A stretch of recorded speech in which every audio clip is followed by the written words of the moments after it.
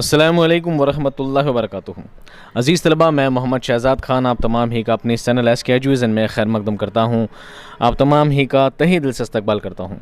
उम्मीद करता हूँ आप तमाम ही खैर आफियत से होंगे और ये भी उम्मीद करता हूँ कि आप एग्ज़ाम की तैयारियों में जुटे हुए होंगे।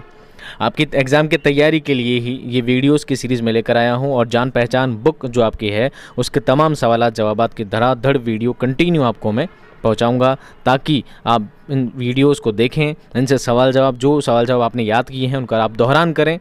पढ़ने से आप बोर हो जाते हैं तो थोड़ी देर आप मोबाइल में इन चीज़ों को वापस दोहरान करेंगे तो आपको इनके सवाल जवाब आसानी से याद हो जाएंगे। और हमेशा किताब के पीछे वाले सवालात ही आपसे पूछे जाते हैं, बस थोड़ा घुमा फिरा कर थोड़ा तोड़ मरोड़ के सवालात को किया जाता है। ठीक है, आइए आज का जो हमारा सबक है, सबक नंबर 3, सबक का नाम है नेकी और बदी।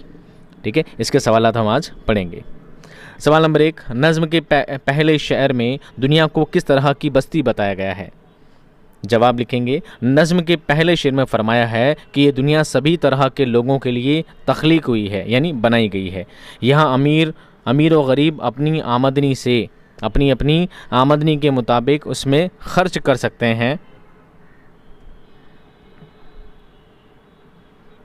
यही इस पहले शेर में पहले मिसरे में आपको बताया गया है। सवाल नंबर 2, कुछ देर नहीं अंधेर नहीं से शायर की क्या मुराद है? कुछ देर नहीं अंधेर नहीं या सौदा दस्त बदस्ती है, महंगों को तो महंगी है और सस्तों को तो सस्ती है। बहुत खूबसूरत नज़्म है आपके निसाब में।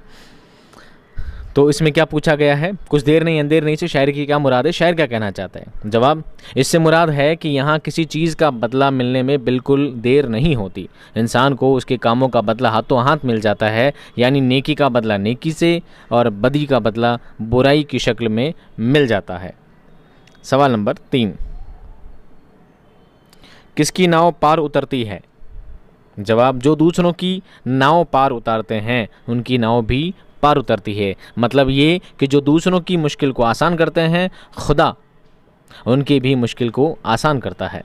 सवाल नंबर 4, जालिम को जुल्म का क्या बदला मिलता है? शेर में बताएगा ना, तो जवाब क्या लिखेंगे? जालिम अगर किसी बेगुनाह पर जुल्म करता है तो कोई ना कोई उसका भी कत्ल कर देता है, या दिया हो गया कर देता है। मतलब ये कि खून का बदला खून से लिया जाता है। सवाल नंबर 5, नीचे लिखे हुए मुहावरों को जुमलों में इस्तेमाल कीजिए। आपको मुहावरे दिए गए हैं, आपको उनको जुमलों में इस्तेमाल करना है।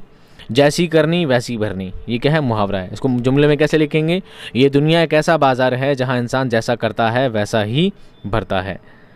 दूसरा मुहावरा है बोलबाला होना। इसका मुहावरे का जुमले में कैसे इस्तेमाल करेंगे? सच्चे इंसान का हमेशा बोलबाला होता है। तीसरा मुहावरा है पार उतरना। इसका जुमला बनाएंगे, खुदा नेक लोगों की नाव पार उतारता है। नाव पार उतारने से मतलब उनको कामयाब करता है जो लोग नेक होते हैं। चौथा मुहावरा है मान रखना। इसका मतलब इज़्ज़त रखना। जो दूसरों की इज़्ज़त करता है उसे भी मान मिलता है, यानी जो लोगों की इज़्ज़त किया करता है उसे भी हमेशा इज़्ज़त मिला करती है। इज़्ज़त दीजिए, इज़्ज़त लीजिए। सवाल नंबर 6, खाली जगहों में इसम या फ़ैल भरें। क्या भरना है? इसम या फ़ैल भरें। ये दुनिया और तरह की खाली जगह क्या है? जवाब में लिखेंगे बस्ती है। ये दुनिया और तरह की बस्ती है, जो महंगों को तो महंगी और सस्तों को तो सस्ती है। दूसरी खाली जगह है, यहाँ हरदम झगड़े होते रहते हैं। हरदम झगड़े होते रहते हैं। तीसरी खाली जगह है, जो औरों को पार उतारता है उसकी नाव भी पार उतर जाती है। खाली जगह में क्या भरेंगे? उतर जाती है। ठीक है, अब है अमली काम। क्या है? अमली काम। आपको जो मुहावरे याद हैं उनमें से 3 मुहावरों को जुमलों में इस्तेमाल कीजिए।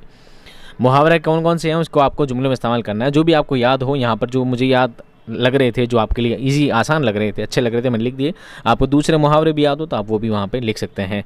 मकसद है आपको बहुत सारे मुहावरे याद कराना। मुहावरे का वीडियो नहीं लाया हूँ तो बहुत जल्दी लेकर आऊँगा।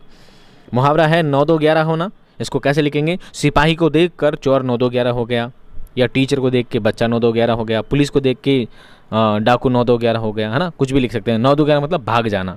बाग बाग होना, इम्तिहान में कामयाब होने पर रहमत का दिल बाग बाग हो गया। कहते ना गार्डन गार्डन हो गया, यानी बाग बाग होना मतलब खुश हो जाना। बाग बाग मतलब होना मतलब बहुत ज़्यादा खुश हो जाना। फूलाना समाना, इसका मतलब भी खुश होना ही होता है। ठीक है, इमरान अपने वालिद के आने से फूलाना समा रहा है। इमरान के जब वालिद आए तो वो क्या बहुत खुशी में है, बहुत ज़्यादा खुश हो रहा है, फूला ही नहीं समाया जा रहा है। ये थे आज के आपके सवाल जवाब सबक नंबर 3 के। बहुत जल्द इसका नेक्स्ट सबक भी आएगा। आप ना सिर्फ खुद पढ़ें बल्कि अपने दोस्तों में भी वीडियोस को ज़रूर शेयर करें, ताकि मुझे भी अच्छा लगे कि आप लोग वीडियो को बढ़ा रहे हो, अपने दोस्तों तक पहुंचा रहे हो, और मैं जल्दी से जल्द सारे क्वेश्चन आंसर आपको करा सकूं, और क्वेश्चन आंसर के साथ साथ ऐसे वीडियो भी लाऊं आपके लिए जो आपके लिए एग्ज़ाम में बहुत ज़्यादा क्या हो, हेल्पफुल हों। ऐसी वीडियोज़ भी मैं आपके लिए लाता रहूँगा। मिलता हूँ आपसे नेक्स्ट वीडियो में, तब तक आपसे इजाज़त चाहूँगा। खुश रहिए, आबाद रहिए, खुदा हाफिज़।